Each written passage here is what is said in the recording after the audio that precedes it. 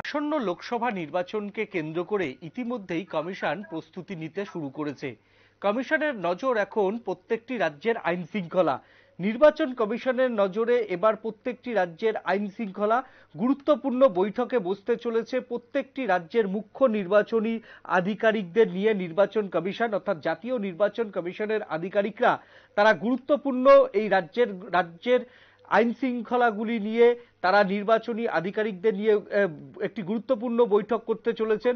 March মাসের প্রথম সপ্তাহতেই রাজ্যে আসতে চলেছে নির্বাচনের কমিশনের ফুল বেঞ্চ। এই পুরো বিষয়ে কথা বলে নেব আমাদের প্রতিনিধি অঙ্কিতার সঙ্গে। অঙ্কিতা আমাদের টেলিফোনে আমাদের সঙ্গে জুড়ে গেছে। অঙ্কিতা, শুনতে পাচ্ছ?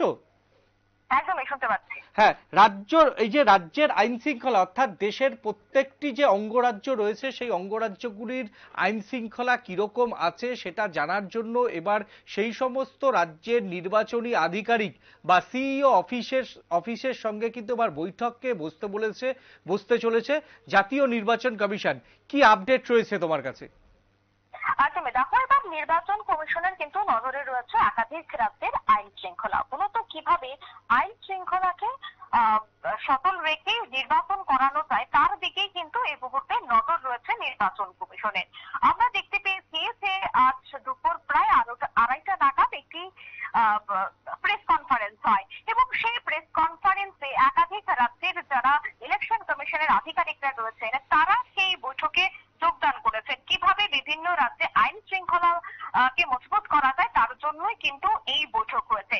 এছাড়া দেখা গেছে যে আজ প্রায় জেলা শাসক তথা ডিস্ট্রিক্ট যে ইলেকশন কমিশন রয়েছে সেই ইলেকশন কমিশনের সাথে গুরুত্বপূর্ণ বৈঠকে বসেছে বিভিন্ন রাজ্যের যে নির্বাচনী আধিকারিকরা রয়েছে তারা, এবং সেই আলোচনায় অন্যতম বিষয়বস্তু ছিল প্রত্যেকটি রাজ্যের আইন শৃঙ্খলা।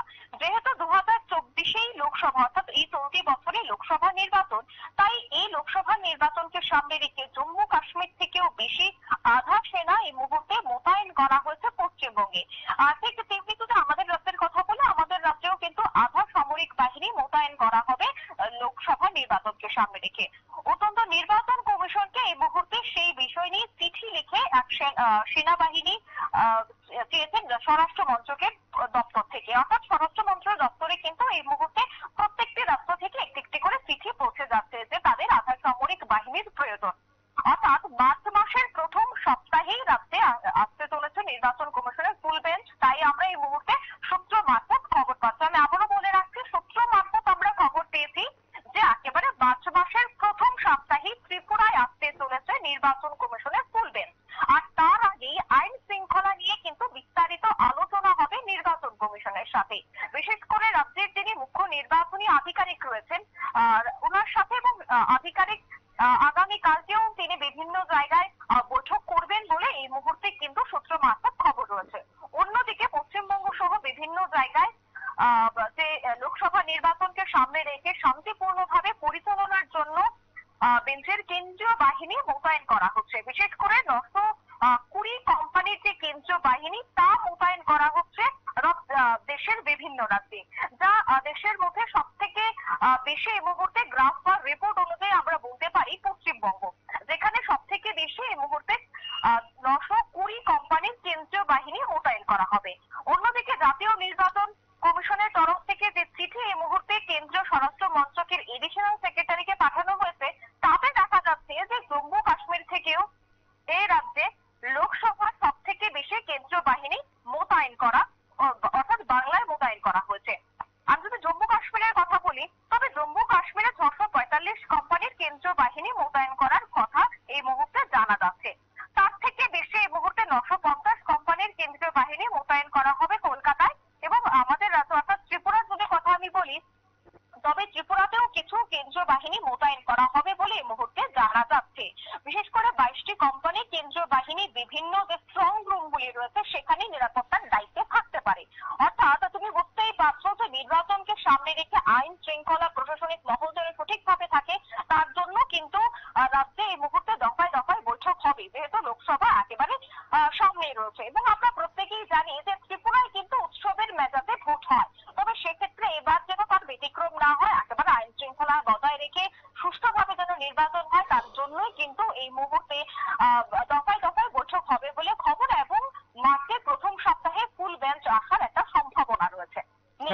তাতে কি এ রাজ্যেও মার্চ মাসের মধ্যে ফুল বেঞ্চ আসছে? এই মুহূর্তে কিন্তু সূত্র মারফত আমরা খবর পাচ্ছি যে মার্চের একেবারে প্রথম সপ্তাহে প্রত্যেকটি রাজ্যে নির্বাচন কমিশনের ফুল বেঞ্চ বসছে। তার পাশাপাশি ত্রিপুরাতেও ফুল বেঞ্চ বসার একটা জোরালো সম্ভাবনা, বা আমরা বলতে পারি প্রায় 80% সম্ভাবনা রয়েছে রাজ্যে ফুল বেঞ্চে বসার। অর্থাৎ আমি প্রথমেই বলেছিলাম যে কিভাবে রাজ্যের যে ধারাবাহিকতা একটা রয়েছে, বিশেষ করে ত্রিপুরার একটা ঐতিহ্য বা ধারাবাহিকতা রয়েছে শান্তি শৃঙ্খলা বজায় রেখে ভোট প্রক্রিয়া। এডিসি নির্বাচন বলো, তারপর তোমার পঞ্চায়েতের নির্বাচন বলো, বা পুরসভার নির্বাচন বলো, বা কিছুদিন আগে আমাদের রাজ্যে হওয়া হাই ভোল্টেজ বিধানসভা নির্বাচন বলো, প্রত্যেকটি ক্ষেত্রে কিন্তু শান্তি শৃঙ্খলা যথেষ্টভাবে বজায় থাকে।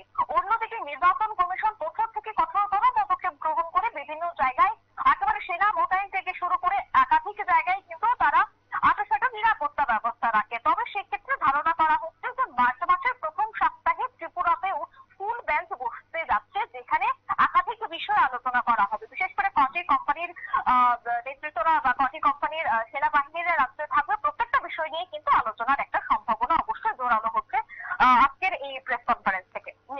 একেবারেই ধন্যবাদ অঙ্কিতা এতক্ষণ আমাদের সঙ্গে থাকার জন্য। মার্চ মাস থেকেই রাজ্যে রাজ্যে আসতে পারে নির্বাচন কমিশনের ফুল বেঞ্চ, এ রাজ্যেও তার ব্যতিক্রম নয়। ত্রিপুরাতেও মার্চ মাসের প্রথম সপ্তাহে যে সেন্ট্রাল বা জাতীয় নির্বাচন কমিশনের যে ফুল বেঞ্চ তারা আসতে পারে, অর্থাৎ রাজ্যের দুটো লোকসভা আসনে ভোট হবে। তার জন্য কিন্তু এই মুহূর্তে নির্বাচন কমিশন চূড়ান্ত প্রস্তুতি নিচ্ছে, এমনটাই বলা যায়। এখনকার মতো নিয়ে নেব ছোট্ট একটা বিজ্ঞাপনের বিরতির পর আমরা ফের অন্য কোনো খবরে ফিরে আসছি, সঙ্গে থাকুন।